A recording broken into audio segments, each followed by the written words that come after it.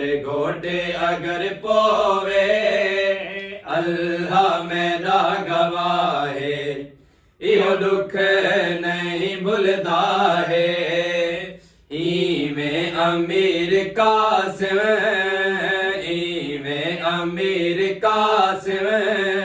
के आजांजी सब रुवाहे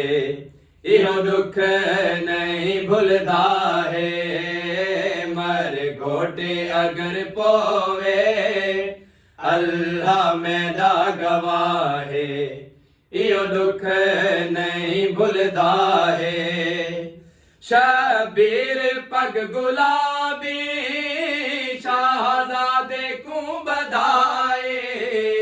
भैणी ने मेहंदी लाई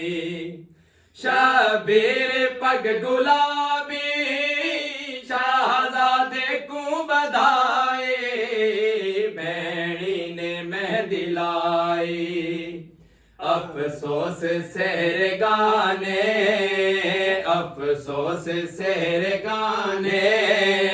मसला दे ना हंडाए इहो दुख नहीं भुलदा है मर घोटे अगर पोवे अल्लाह मेरा गवाहे इहो दुख नहीं भुलदा है मर घोटे अगर पोवे अल्लाह मेरा गवाहे इहो दुख नहीं भुलदा है बण घोट चढ़िया घोड़े थई आस पूरी मादे बीबी उम्मे फरवादी बण घोट चढ़िया घोड़े थई आस पूरी मादे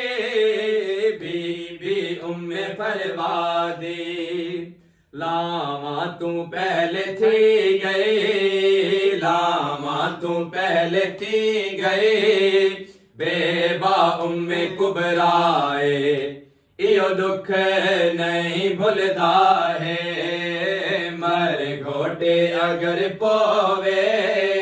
अल्लाह मेरा गवाहे इहो दुख नहीं भुलदा है घोटे अगर पोवे अल्लाह मेरा गवाहे इहो दुख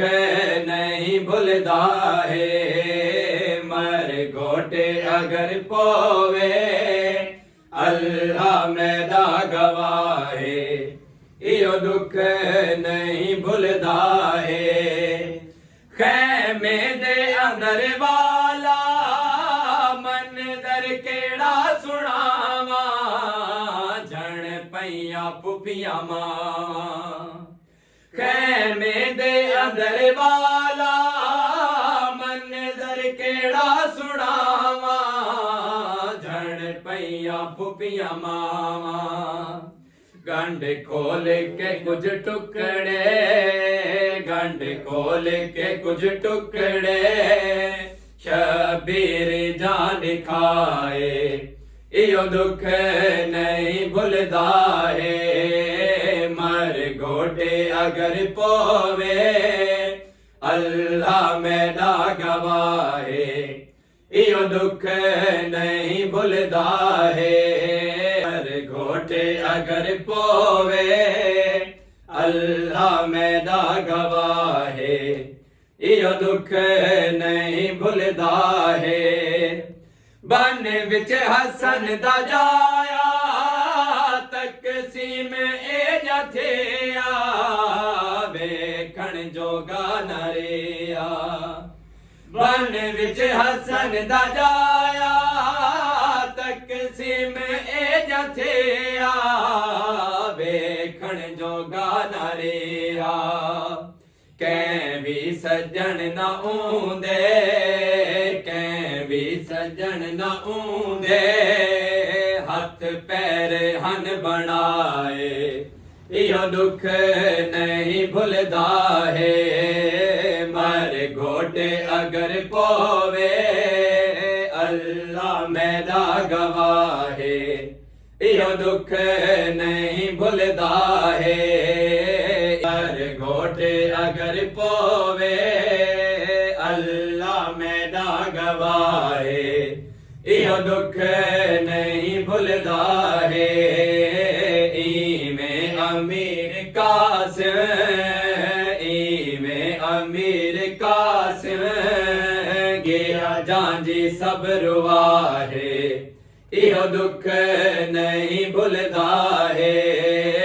मर गोटे अगर पोवे अल्लाह मैडा गवाहे